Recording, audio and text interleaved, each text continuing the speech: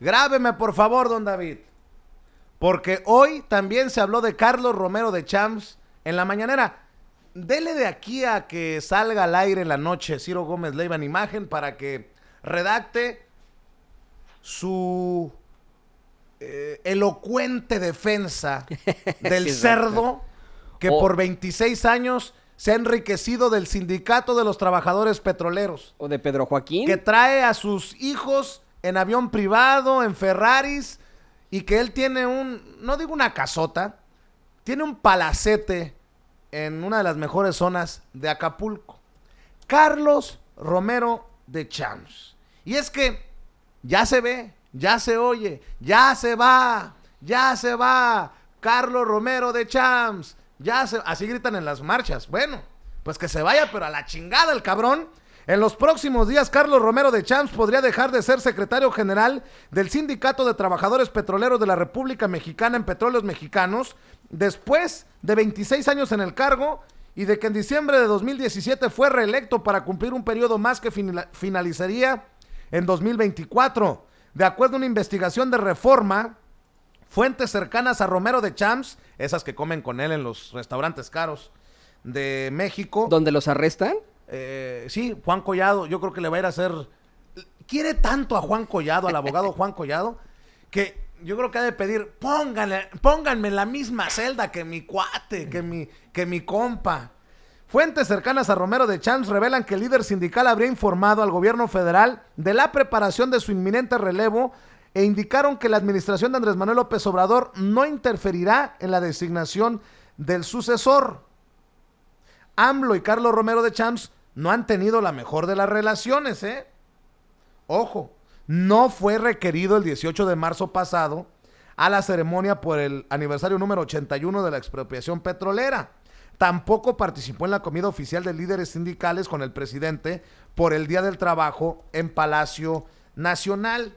Bueno, pues este personaje es el que le hizo el caldo gordo a Carlos Salinas de Gortari, Ernesto Zedillo Ponce de León, Enrique Peña Nieto y a los panistas Vicente Fox Quesada y Felipe Calderón Hinojosa. Presuntamente, lo voy a poner presuntamente, no nos vaya a demandar Carlos Romero de Champs sin censura como a Sergio Aguayo lo demandó Humberto Moreira. Presuntamente recibió millonarias transferencias para su dirigencia y para sufragar un oneroso contrato colectivo de trabajo. Pero fíjese, no sé si tengamos la pregunta. ¿También incluiste la pregunta en esto, Toño? Sí, la dejé. Quiero que escuche la pregunta que le hacen al presidente Andrés Manuel López Obrador. Si esa no es línea, si esas no son ganas de chingar, si eso no es curva al presidente, si eso no es... eso no es por encargo, es porque los colegas en la mañanera... híjole, mejor no me meto en camisa de 11 varas, pero... básicamente quieren embarrar al presidente Andrés Manuel López Obrador en la salida de Carlos Romero de Champs. Sonó algo así como una defensa de Romero de Champs, de los colegas que preguntan, oiga, ¿hubo arreglo con usted para que se vaya impune? Hágame usted el pinche favor, hombre.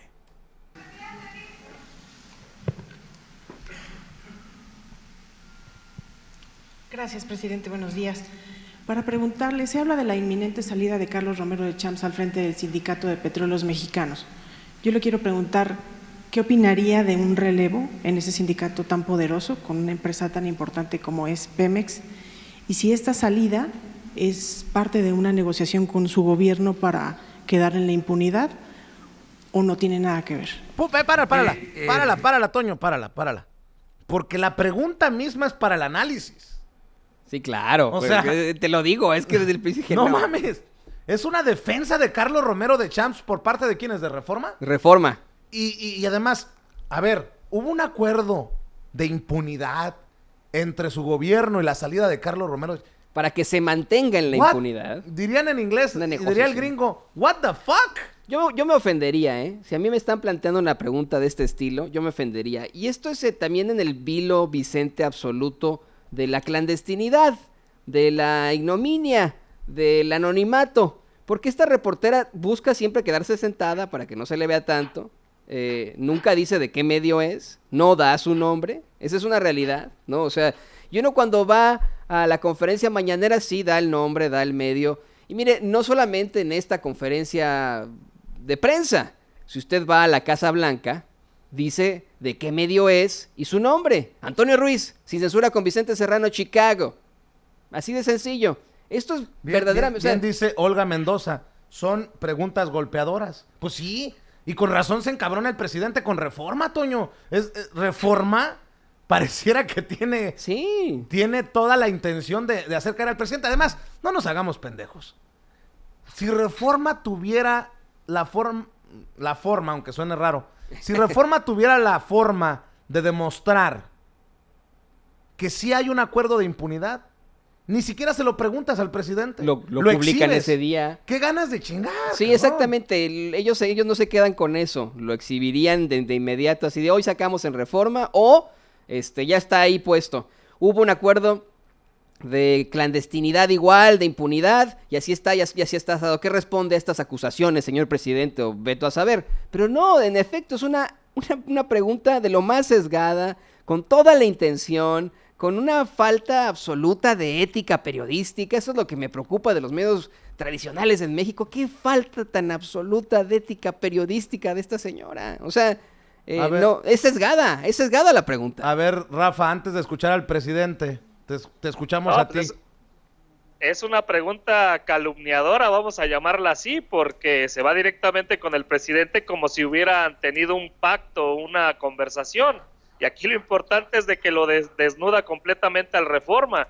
Y ese es desgraciadamente lo que pasa con ese tipo de medios de comunicación. Digo, respetando a la reportera, que a lo mejor no tengo la más mínima duda que a lo mejor le tiraron la pregunta desde sus estudios y dijeron presiónalo sobre este tema, pero se nota completamente que lo hacían con esa jiribilla para ver qué decía o si se enganchaba el presidente Andrés Manuel López Obrador. Pero como dijo él, nosotros no tenemos nada que ver, ni siquiera me he reunido con él, y en el tema del sindicato, pues vamos a dejar que ellos elijan a su dirigente. Y qué bien que lo menciona, Rafa, porque el periódico Reforma, ¿qué hace cuando el presidente los menciona o dicen ellos los ataca? Pues publican cosas, se hacen parte de la nota, se hacen la nota ellos y dejamos atrás a Romero de Champs y es el ataque a los medios del presidente. Sí, por eso es importante ver y escuchar al presidente Andrés Manuel López Obrador responder a esta pregunta sesgada del periódico, de la corresponsal del periódico Reforma. En este caso hay denuncias presentadas ante la Fiscalía.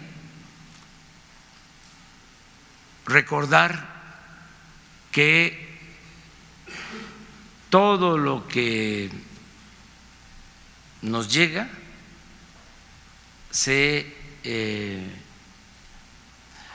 tramita, se le da curso y hay denuncias en la Fiscalía General. Si él toma la decisión de dejar el sindicato para atender estos asuntos, está en su derecho.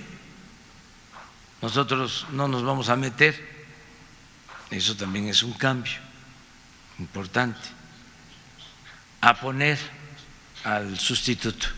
Eso lo tienen que resolver en el sindicato.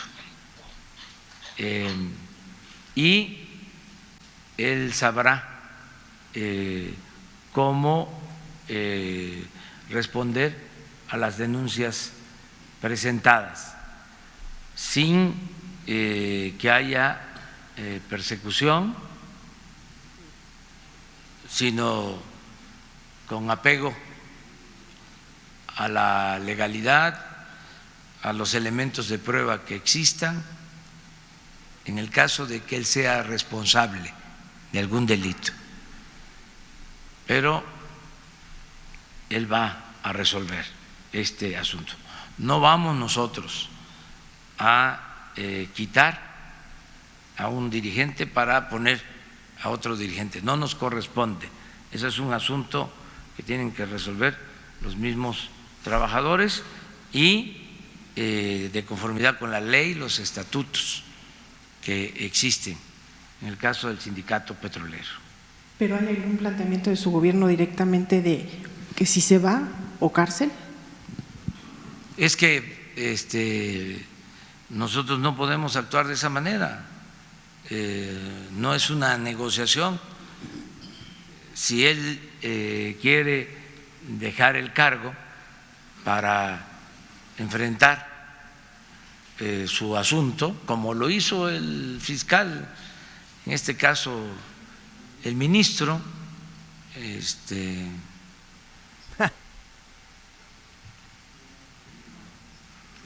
Medina Mora, ¿sí? Igual, ¿sí?